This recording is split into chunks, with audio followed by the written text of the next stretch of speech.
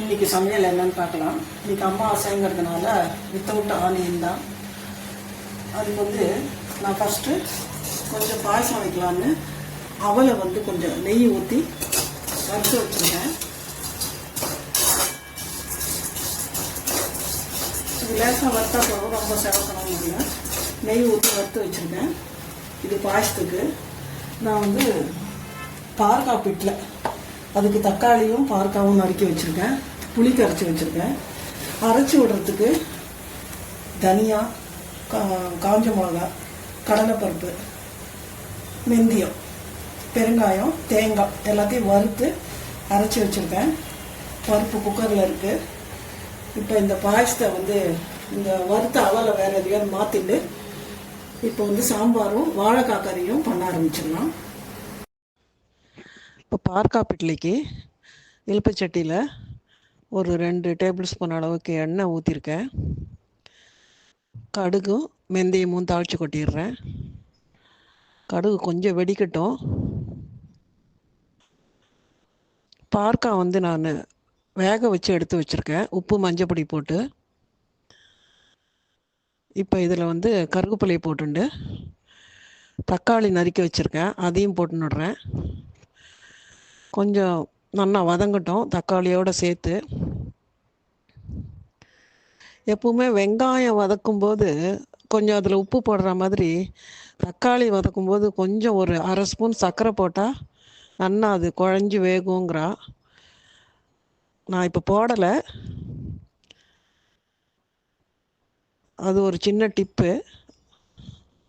தக்காளி வதக்கும் போதே கொஞ்சம் சர்க்கரையை போட்டாக்க டேஸ்ட்டும் நல்லாயிருக்கும் சாம்பார்லாம் அப்படின்னு. நான் இப்போ இது பாருங்கள், உப்பு மஞ்சப்பொடி போட்டு வேக வச்சுருந்தேன் பாவக்காய் அதில் போட்டுட்டேன்.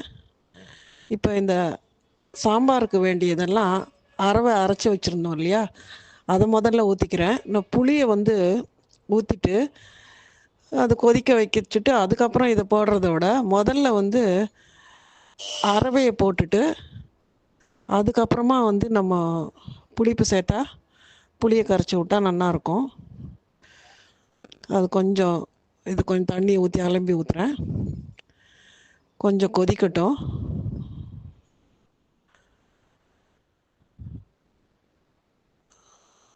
சேர்ந்தாப்புல நல்லா கொதித்து வரட்டும். அதுக்கப்புறமா நம்ம புளியை ஊற்றிக்கலாம். நல்லா கொதிச்சுருக்கு. இப்போ இந்த புளி தண்ணியை இதில் விட்டுறேன்.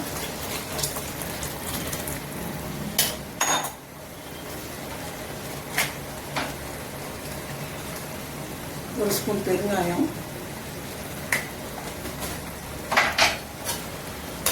இந்த புளி தண்ணி அந்த புளி வாசனை போக கொஞ்சம் கொதிக்கணும். இப்போ 1 ஸ்பூன் சாம்பார் பொடி போடுறேன். இது நம்ம ஆற்றுல மிஷினில் அரைச்சி வச்ச சாம்பார் பொடி. கொஞ்சம் காரம் கம்மியாக இருக்குமோன்னு ஒரு டவுட்டு.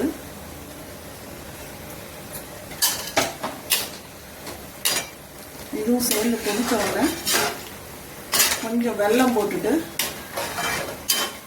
நம்ம அந்த பருப்பு ஜாலத்தை கொட்டி இறக்கிட வேண்டியதான். இது கொஞ்சம் கொதிக்கட்டும். அதுக்குள்ளே இங்கே பாயசத்துக்கு தண்ணி வச்சுருக்கேன். தண்ணி பாருங்கள் சூடாகிடுது. இப்போ இதில் இந்த வறுத்த அவலை இதில் போடுறேன். இது நல்லா இதில் வெந்த உடனே அப்புறமா இறக்கி வச்சுட்டு அதுக்கப்புறமா ஆறுன உடனே தான் நான் பால் ஊற்றுறது. நான் இது பால்லையெல்லாம் வேக வைக்கல, நான் சாதாரணமாக இந்த வெந்நீரில் தான் இது வேக வைக்கிறேன்.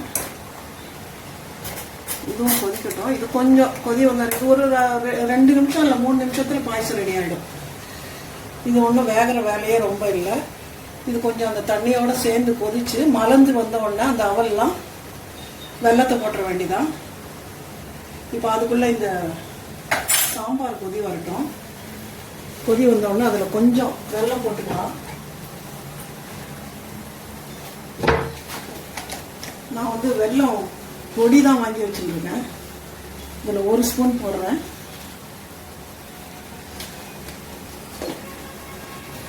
சேர்ந்து கொதிக்கட்டும். சின்னதாக ஆக்கியிருக்கேன், நல்லா கொதிச்சுடுது. இப்போ இருக்கிற இந்த தாளிச்சு எடுத்து இதில் ஊற்றிடலாம்.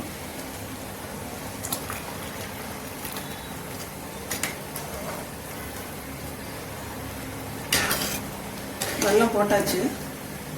இப்போ இது கொதிச்சதுன்னா தாளிச்செல்லாம் கொட்டிட்டதுனால கொத்தமல்லியை போட்டு இறக்கி வச்சிடலாம். அதுக்குள்ளே வந்து அந்த பாயசம் பாருங்கள் நல்லா வெந்திருக்கு. நல்லா வெந்து வந்துருக்கு பாருங்கள். இப்போ இதுக்கு தேவையான வெல்லம் போட்டுடலாம்.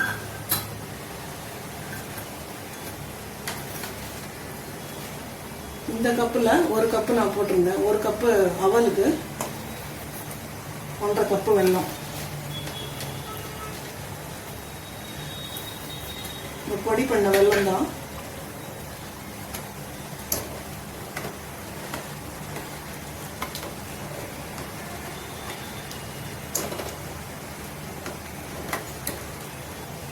இது நெய்யில் வந்து தாளிச்சு கொட்ட வேண்டியதான். இது கொஞ்சம் கொதிக்கிட்டோம் அந்த வெள்ளத்தோட. இப்போ வெல்லம் வந்து கட்டி வெள்ளம்லாம் போட்டோம்னா கொதிக்க நாழியாகுது, அது அடி பிடிச்சி நடுறது கஷ்டமாக இருக்குது. அதனால் இந்த பவுடர் பண்ண வெல்லம் கொஞ்சம் ஈஸியாக இருக்குது. அதனால் அதுதான் போடுறேன். கொஞ்சம் நேரம் கருப்பாக இருக்க மாதிரி இருக்குது. பால் ஊற்றினா சரியாயிடும். இதுவும் கொதிக்கட்டும். இது கொதிச்ச உடனே இது லேசாக கொதி வந்துடுது.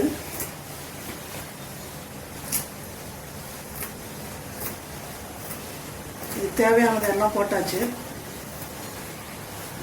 கொத்தமல்லி தூவிட்டு இதை இறக்கிட்டு வாழைக்காய் கறி பண்ணிடலாம். சாம்பார் இறக்கியாச்சு. இப்போ கறியை பண்ணிடலாம். நான் கடலை எண்ணெயை ஒரு 2 டேபிள் ஸ்பூன் அளவு ஊற்றிருக்கேன்.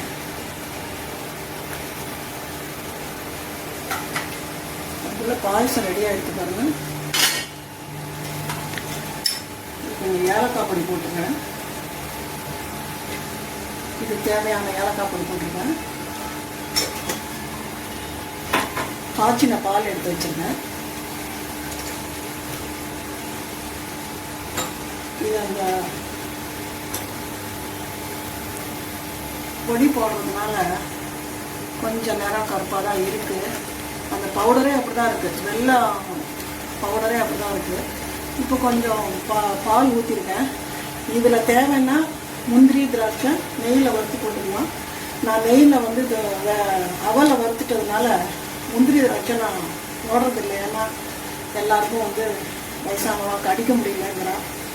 இதெல்லாம் போட்டாங்க முந்திரியெல்லாம் போட்டால் ஒதுக்கி வச்சிருந்தேன் அப்படின்னு. அதனால் நான் முந்திரிக்கு வந்து தாளிச்சு கொட்டலை. நான் வெண்ணெய் ஏலக்காய் மட்டும் போட்டிருக்கேன். தேவைன்னா முந்திரி திராட்சை போட்டுக்கலாம். பாயசம் ரெடி ஆகிடுச்சு. இப்போ கறிக்கு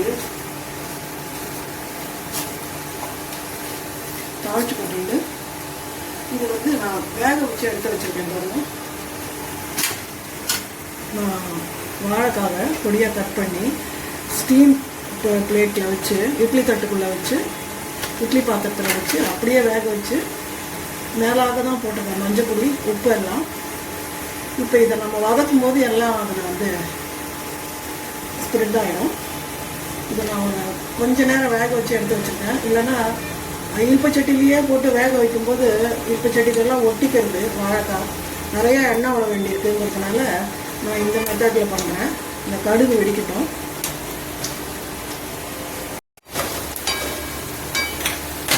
கடுகு ஊற்றி போட்டாச்சு.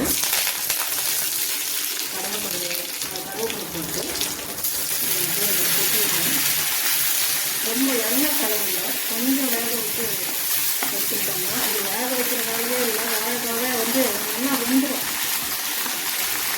இருந்தாலும் கொஞ்சம் எண்ணெய் வந்து செலவு தான் ஆகுது.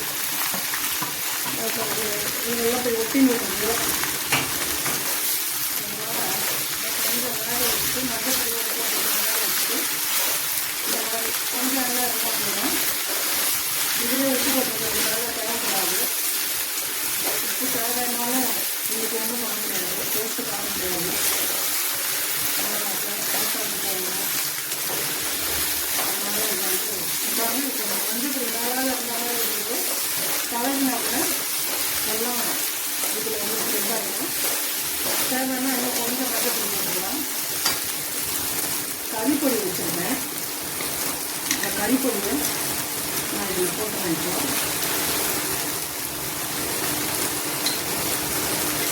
தேங்காயும் போட போகிறதுனால கொஞ்சம் கறிப்பொடி முன்னாடியே போட்டுட்டு இதோட சேர்த்து நல்லா வதங்கிட்டோம். வதங்கினாலும் தேங்காயை போட்டு வதக்கிடலாம். இன்னும் கொஞ்சம் மஞ்சள் பொடி தேவைன்னாக்கா இதை நம்ம வதக்கும் போது கொஞ்சம் மஞ்சள் பொடி போட்டு வதக்கிடலாம்.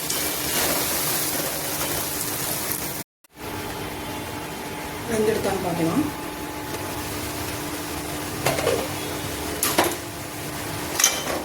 ஃபுல்லாகவே நல்லா மஞ்சள் பொடி எல்லா இடமும் நல்லா பதப்படுத்தி கலரி விட்டோம்ல.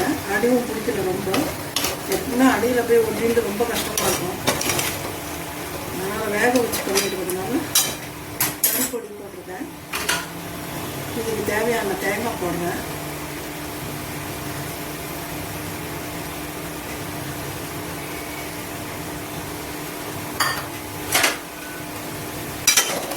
தேங்காய் போட்டு கொஞ்ச நேரம் அடுப்பில் வைக்கணும். ஒரு திருப்பிட்டு எல்லாம் அடுப்பு அடைச்சிடுவேன். எல்லாமே ரெடி பண்ணி எடுத்து வச்சாச்சு. வார்க்காப்புட்டில் சூடாகாமல் இருக்கட்டும், அதில் கொட்டியிருக்கேன். பாயசம் ரெடி ஆகிடுது. களத்துக்கு பருப்பு, வாழைக்காய் கறி ரெடி.